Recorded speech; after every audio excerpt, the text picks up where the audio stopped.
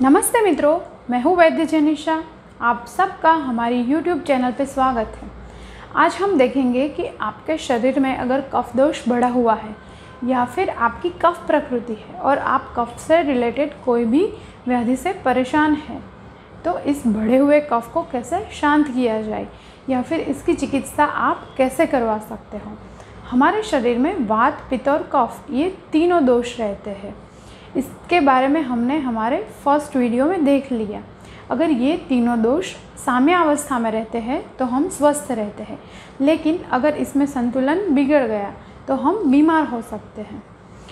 ये तीनों दोष हमारे शरीर में रहते, ये हमें कैसे पता चलता है?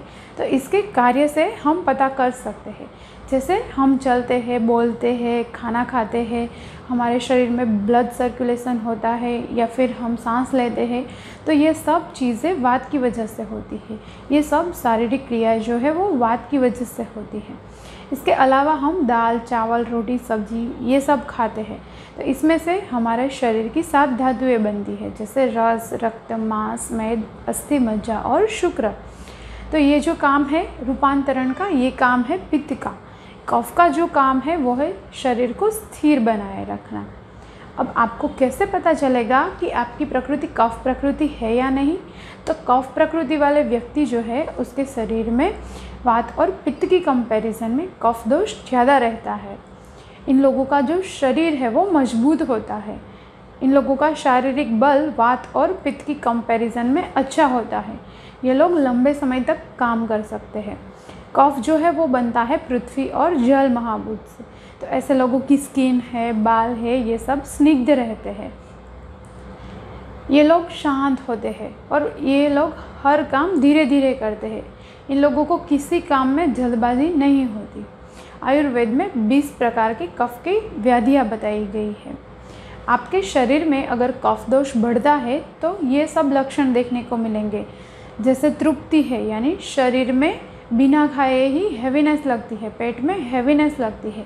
गुरुगात्रत्व यानी शरीर में भारीपन लगता है।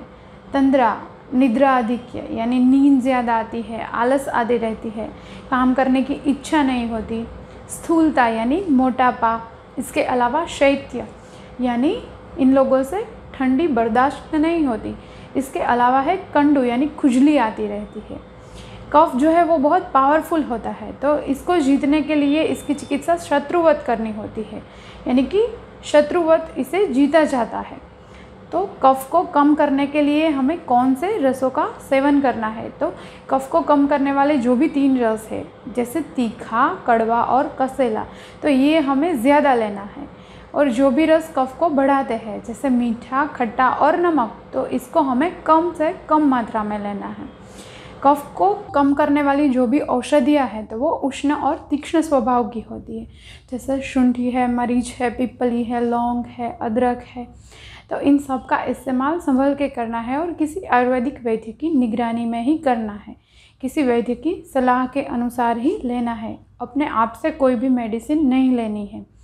कफ प्रकृति वाले व्यक्तियों के लिए या तो फिर शरीर में कफ दोष बढ़ा हुआ है तो सब्जियों में करेला है, मेथी है, ये ज़्यादा लेना है। इसके अलावा आचार्य वाग्भट बताते हैं कि जो है या तो फिर भुनी हुई चीज़ें हैं, ये कफ वालों के लिए बहुत अच्छी है। इसके अलावा पुराना शहद भी इन लोगों के लिए अच्छा है, लेकिन शहद का इस्तेमाल करते वक्त ये बात ध्यान में रखनी है कि शहद को कभी गर्म नहीं करना है, गैस पे नहीं रखना है। ऐसे लोगों को तली हुई चीज़ें कम लेनी है, क्योंकि कफ वालों की जो अग्नि है वो मंदाग्नि रहती है और तली हुई जो चीज़ें हैं वो पचने में हैवी रहती है। कफ वालों के लिए दीवास्वाप वर्ज्य है, यानी कि कफ प्रकृति वाले लोगों के लिए या तो फिर कफ से रिलेटेड कोई भी बीमारी हुई है तो दिन में सोना मना है, क्योंकि दिन में सोने से शरीर में कफ दोष बढ़ता है। ऐसे लोगों के लिए व्यायाम है, योगासन है, ये बहुत अच्छा है। इन लोगों के लिए उपवास करना भी उतना ही अच्छा है, क्योंकि उपवास करने से शरीर में कफ दोष जो है वो कम होता है, मेदो धातु जो है वो कम होती है। जैसे हमने दिनचर्या अध्याय में बताया था कि ऐसे लोगों के लिए उद्वर्धन बहुत अच्छा है। तो इन लोगों को त्रिफला के चूर्ण के साथ जौ का आटा मिला के शरीर पे रगड़ना है।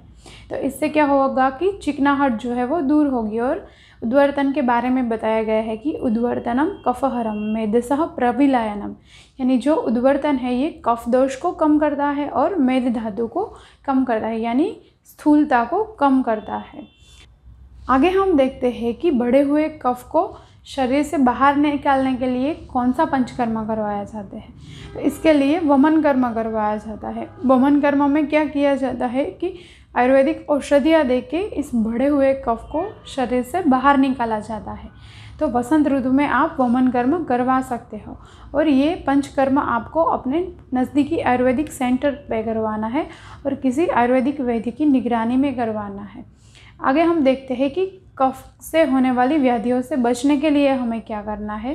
तो ऐसी व्याधियों से बचने के लिए हमें सुख का त्याग करना है, यानी कि हमारी जो आरामदायक स्थिति है, हमारा जो कंफर्ट जोन है, उससे हमें बाहर आना है और हमें व्यायाम करना है। तो इन सब को फॉलो करने से आप कफ के रोगों से बच सकते हो। तो आपको अगर हमारी आज की ये वीडियो अच्छी लगी है तो इसे लाइक कीजिए और हमारी चैनल को सब्सक्राइब कीजिए और हमारे साथ जुड़े रहिए। Stay healthy and happy with Ayurveda. Thank you.